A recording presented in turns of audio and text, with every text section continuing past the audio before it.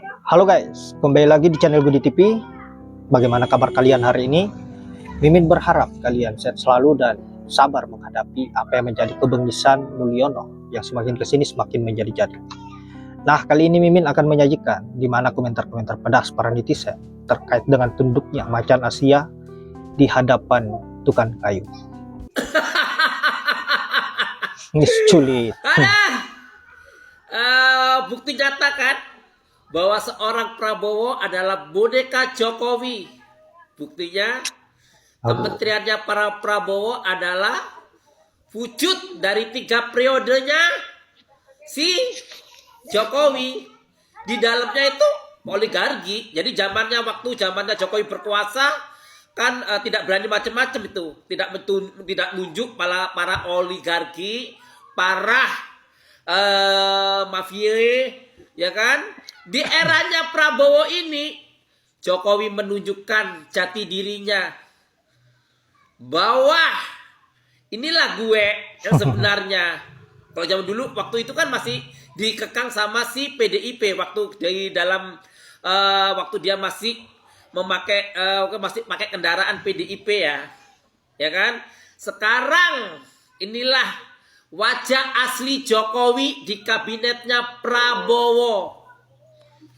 Ngeri Pak Mulyono.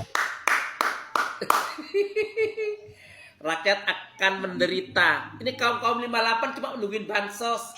Nanti tunggu 5 tahun lagi.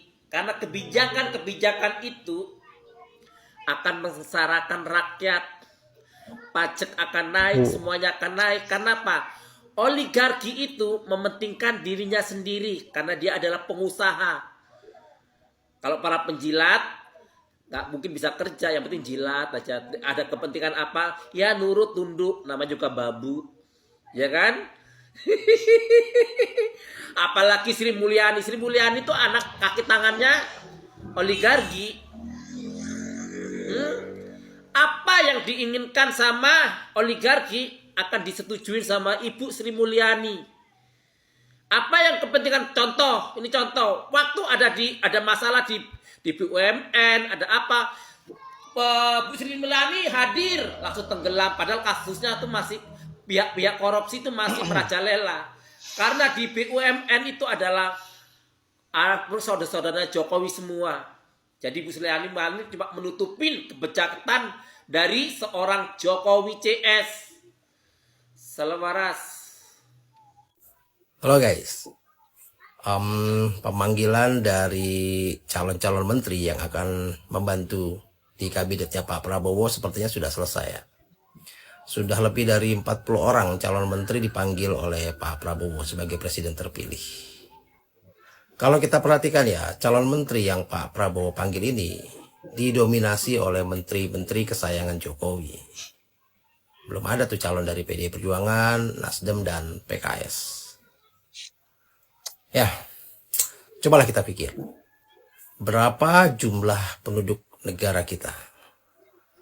Berapa jumlah orang-orang yang masih dalam usia produktif? Berapa jumlah profesional, orang-orang pandai, para profesor, dan orang-orang yang expert di bidang masing-masing yang ada di negara kita? Nah, dari 46 kementerian plus wamen, ini ada 92 orang. Dari berjuta-juta orang yang ada di Indonesia, yang akan jadi menteri, dia lagi. Ya, salah satu kementerian yang baru adalah Kementerian Pendidikan Dasar dan Menengah. Ini saya rasa aneh sekali ya. Kenapa nggak dijadikan Direktorat Jenderal saja gitu? Kenapa harus jadi kementerian baru?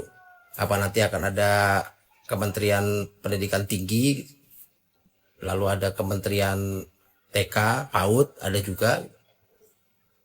Aduh, ini kan kita bayangkan deh ya. Dari perekrutan menteri dan wamen ini aja, kita udah tahu arah pemerintahan Pak Prabowo Subianto ini akan seperti apa. Yakin KKN akan diberantas? Saya kok nggak yakin. Yakin ekonomi akan lebih baik? Gaji menteri dan wamen saja sudah berapa? Belum lagi semua pejabat-pejabat di kementerian baru ini. Ini akan semakin menambah beban negara. Semakin menambah kesengsaraan kita rakyat. yakin ekonomi kita akan lebih baik. Yakin penegakan hukum akan adil dan bijaksana? Semoga saja tidak jadi halusinasi semata. Salam. Grace Natali nggak dipanggil. Salam logika. Padahal yang dulu digadang-gadang bakal menjadi menteri Prabowo Gibran adalah Ibu Grace Natali. Kok tiba-tiba digantiin dengan perunikatan yang tidak pernah digadang-gadang, bahkan sepi dari pemberitaan. Pelajaran nih buat Ibu Grace Natali, ambil hikmahnya saja. Kalau mau nanda tangan piagam itu, dibaca dulu piagamnya apa isinya. Dulu ibu kan dengan gagahnya menandatangani piagam penghargaan kebohongan terlebay di tahun 2019 kepada Pak Prabowo. digital. Makanya Bu, jejak digital tuh dihapus dulu. Kan bisa minta bantuan si Budi untuk menghapus data. Dia jagonya loh Bu. Tiba-tiba yang kalah juga dapat menteri. Kebanggaan jadi menteri itu rasa-rasanya hambar. Jadi nggak mewah lagi jadi menteri gitu loh. Tidur aja dapat menteri kok. Kalah aja dapat menteri kok. Nggak perlu berdarah-darah. Ngata-ngatain itu, oh IKN itu proyek abal-abal. Hilirisasi itu abal-abal. Nggak perlu khotbah-khotbah begitu. Kalaupun toh pada ujung-ujungnya akan berkongsi dalam satu kolam koalisi bersama. Ini begitu jalur ceritanya.